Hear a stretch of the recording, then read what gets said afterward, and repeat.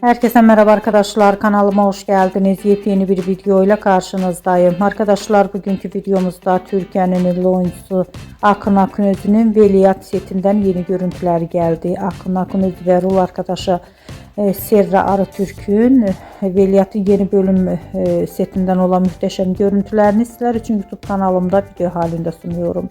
Umarım beğenirsiniz. Arkadaşlar, videomu beğendiyseniz kanalımı izlemeyi ve bildirim butonuna basmayı unutmayın. Şimdilik benden bu kadar olsun. Yeni videomuzda görüşmek üzere. Hoşça kalın.